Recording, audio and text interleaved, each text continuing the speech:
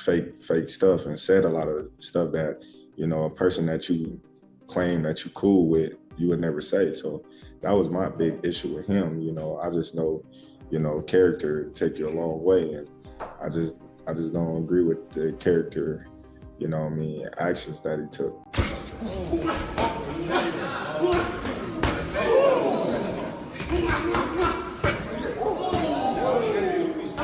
Terence Crawford just exploded at Floyd Mayweather after sparring footage was leaked, and his words were pure venom. "I don't appreciate certain actions," Crawford stated, making it clear he expected more respect from a fellow champion. This wasn't just about a leaked video, it was about a violation of trust, and Crawford's frustration showed that this rivalry is quickly turning personal. While Floyd is playing games, Bud is sharpening his tools for war. The problem is Terence Crawford now is really only going to want a fight for big money, and there's only certain fights that can generate that kind of money. But the drama outside the ring is nothing compared to the debate raging inside the boxing community. Hearn's recent comment that Crawford should retire reflects the split over what he should do next. On one hand, his legacy is untouchable. He's conquered multiple divisions, dominated elite fighters, and ended the debate about whether he belongs among the all-time greats. Retiring now would protect his image forever. But on the other hand, with the massive paydays being offered in today's boxing landscape, the temptation to cash in is undeniable. I had disliked a lot of things that he was saying, and how he was acting, being that, me, I'm a real individual. I just felt like, we was all cool at one point in time. And, when the Errol Spence fight was getting mentioned and talked about and, signed, I just felt like he just did a lot of fake stuff and said a lot of stuff that, a person that you claim that you cool with, you would never say. So that was my big issue with him. I just know, character take you a long way. And I just don't agree with the character, actions that he took. Floyd Schofield's perspective is that Crawford should stop while he's ahead. In his view, he has already accomplished everything that defines greatness, and continuing further only brings unnecessary risk. He believes that if Crawford does fight again, it should only be against hungry new contenders like Virgil Ortiz or Frank Martin, a generational shift that would test whether he can still withstand the intensity of the new wave. But his message carries deep respect. Crawford has nothing left to prove. Sorry? Should Crawford retire? Do you know what? Someone said the other day, and it's very true, because I actually said it about Usyk. We've got a real tendency, haven't we, to kind of try and retire people off. Do you know what I mean? Like I said with Usyk, I think now he should retire. And everyone's like, why do you want him to retire? It's like, I just think it's a great way to go out. I actually also think that Crawford could move down and win a world title at 160. And that would make him, what, 6 division champ? 5? 35, 40, 47, 54, 6 division champion. But the problem is Terence Crawford now is really only going to want a fight for big money, and there's only certain fights that can generate that kind of money. So Shakur, he was obviously very close to him, seemed to say, so maybe that's it. The fantasy of a prime Floyd versus a prime Crawford dominates online discussions because both represent complete mastery of the sport. Floyd's defensive genius and unmatched ring IQ made him untouchable, while Crawford's adaptability and finishing instincts have allowed him to dismantle every opponent he's ever faced. But the reality is stark. Mayweather is long past his fighting prime. A modern-day showdown would be more of a spectacle than a true test, and that's why the dream of their primes clashing will likely remain just that, a dream. So I feel like Crawford, he could retire if he wants. I feel like if he does get another fight, I would love to see him in there with Virgil or Jerron. I feel like those are both great fights, but those are fights we just got to see. We just got to see those fights before. I feel like those are the only 2 fights I would entertain. Not a rematch? Maybe a rematch with Crawford and Canelo? I feel like it wasn't close enough. It wasn't close enough. Really? If it was close, maybe, but it just was like, it wasn't close. If you believe a prime Crawford would have been too much for a prime Mayweather, hit that like button and let me know your thoughts in the comments. So yeah, everybody, so this is a good question that the ring put out. So Terence Crawford versus Floyd Mayweather, a fantasy fight that will never happen. Now, this is a really good question. Who will win between these two? Me personally, if this was old Floyd Mayweather, well, I'm going to say pretty boy Floyd, I'm talking about like the younger version of Floyd Mayweather, Floyd Mayweather wins.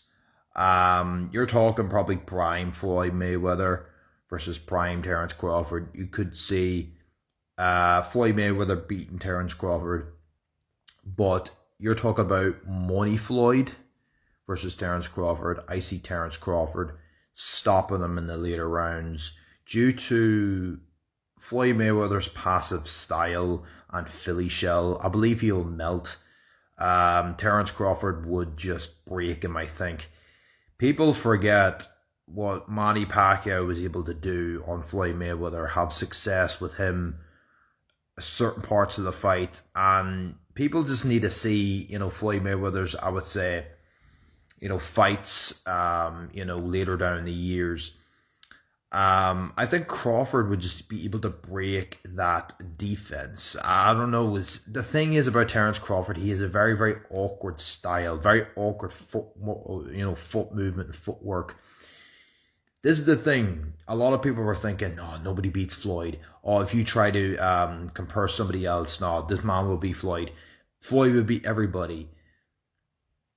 I don't think it's a case of Terence Crawford, everybody. I think Terence Crawford would have been the man to actually beat Floyd. Honestly, for what he did to Canelo Alvarez, he beat a 168 Canelo Alvarez. 168 Canelo Alvarez.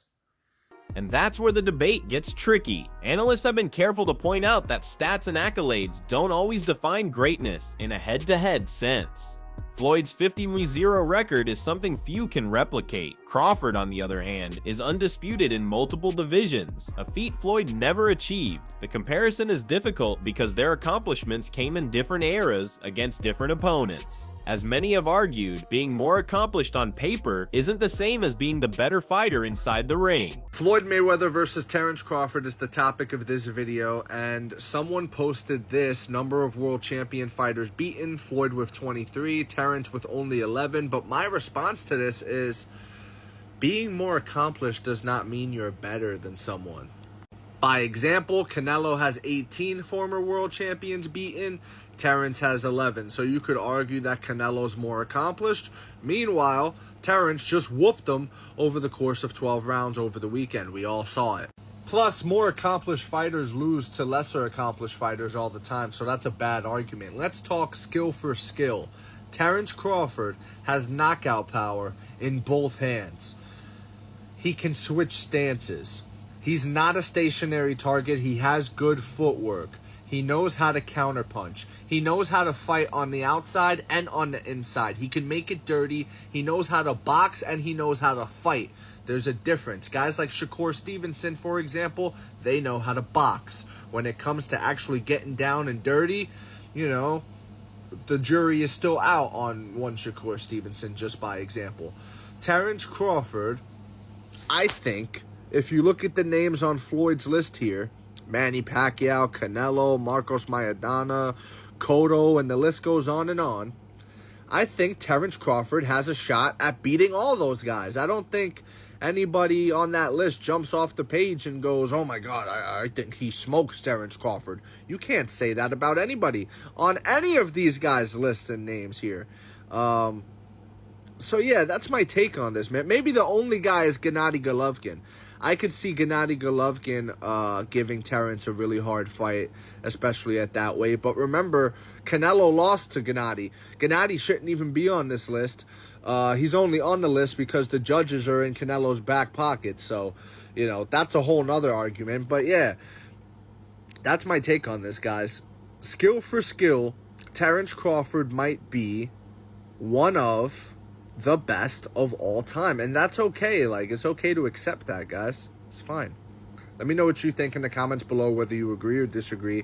It doesn't matter. Just join the discussion, subscribe for more, and leave a like if you enjoyed the time spent. Thank you. You are all appreciated. But Zab Judah's words carry immense weight. Having felt Mayweather's skill firsthand, his recognition of Crawford as the king of this era underlines how every generation produces its own standout talent. He even reminded fans that Canelo Alvarez himself once suggested that Crawford might be better than Floyd, a comment that sparked endless conversations. For Judah, Crawford's ability to dominate across divisions proves his completeness as a fighter, a rare quality that even many legends lack. The punch can knock him out, you know what I'm saying? The size will be a factor. None of that was nothing. How did you score it? Huh? How did you score the fight? I think I gave Canelo about 3 rounds. About Really? 3 rounds. Yeah, about 3 rounds. How did you score? You just score about, sound about fair? What's that? Sounds about right? I had it closer, but there's loads of different scores. Okay, 2 rounds. You gave him 2 rounds. I had 2 rounds. Yeah, he ain't do anything. I gave him a possible 3 rounds. So if I play space, we gave him 2 impossible. Where's you put him in the all-time list? 5-weight world champion, Who? 3-weight undisputed, Terence Crawford. Who? Terence Crawford. He's number 1 right now. Number 1. This is his generation. This is his timeline. He is the king right now. Just seen in the press conference, Canelo said that Crawford's better than Mayweather. What did you think? He's not lying. He fought him. He should know. How can somebody tell somebody that fought both of these guys, that he know? Yeah. If anybody would know, Canelo would know. What do you think's next for both? I don't know. Too early? You'd like to see a rematch? Rematches always sound good. But in a rematch, it'll be the same thing. Yeah. Cool. Matter of fact, in a rematch, I'm predicting stoppage earlier. Yeah. I think. Yeah, I think so. What's up? My boy's the dog. Sure. Trust me. Thank you. I was watching Mill City. That's right. Crawford himself emphasized that Canelo's perspective is more credible than most because he has personally experienced both of their styles. However, he also made it clear that the circumstances were vastly different. Floyd fought a young, raw Canelo, while Crawford faced a mature, seasoned champion. This distinction is crucial because it shows how timing influences outcomes in boxing. By pointing this out, Crawford subtly defends his own win while respecting the historical context of Mayweather's. He was in the ring with both of us, so a lot of people, they can say what they want, but he's actually been in the ring with both of us. One where he felt like he was at the best, and another where he felt like he was at a disadvantage when he had a rehydration clause and he was younger. So, I don't know, I don't go off of that. Floyd is the best fighter, in his era, and I feel like I'm the best fighter in my era. One thing that I thought was really interesting about the fight, I always love watching you switch stances as effortlessly as you do. You didn't do that a lot in this fight. You didn't have to. Were you expecting not to have to? No, I felt like I could have, but why do something when something else is working? Easy answer. Jeff Mayweather's defense of Floyd is rooted in the idea that people often overlook that context. By the time Floyd met Canelo, he was no longer in his physical peak and was relying more on experience and timing. Despite this, he completely neutralized a dangerous young opponent, a feat that Jeff insists should not be forgotten. To him, comparing Floyd's version of Canelo with Crawford's is unfair because they were at 2 completely different points in their careers. Well, also if we remember, Canelo that time was a razor-thin decision. Floyd won, majority decision. C.J. Ross had it with what a lot of people had as a draw. And then the other 2 judges scored it for Floyd, of course. And that was a Floyd at the top of his game with a very green Canelo with very little experience, and he still took him, into deep waters. So. Yeah. What was Canelo? What, 20-something? 20 what? 23? 25? Yeah, very, very young in the game, obviously. Very young. He had more fights than Floyd, and he lost.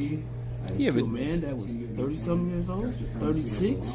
But Floyd was clearly at the top of his career, and Canelo had fought a lot of people. But how you at the top of your career in your prime? You in your prime? You ain't in your prime when you're at 36.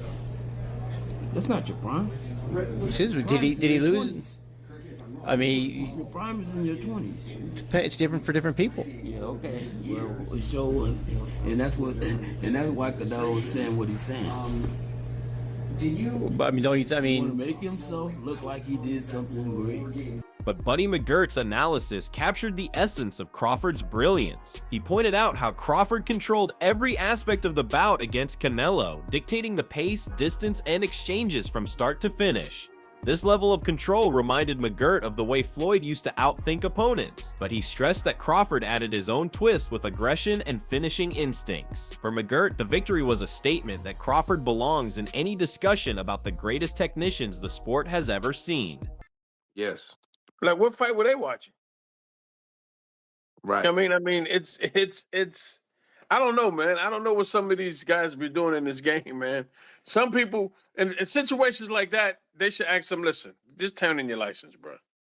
Because there's no way in hell the fight was that close. Right. I mean, come on, man. It's just, it's not fair. It's not fair. You get a guy like Terence got here and dominate from beginning to end, and then you find out he needed the last 2 rounds to win. That's scary, man. It is. And you see how you just mentioned scary. Now, a lot of people are saying, buddy, that type of beating, nah, he's not gonna want a rematch. But looking at those gold cards and knowing that, hey, you wasn't too far behind, even though, he did mention that, he's better than Mayweather. But I mean, what's your thoughts? Do you feel like that was such a beating that Canelo wouldn't want a rematch? No, I think that, in all honesty, personally, I think that Canelo's at that stage in his career right now, that it's a rematch he don't need. He don't need it. You know what I mean? You know what I mean? What we saw that night, that's the stage Canelo's at right now. I mean, he's fought everybody, he's did everything, but you know what I mean?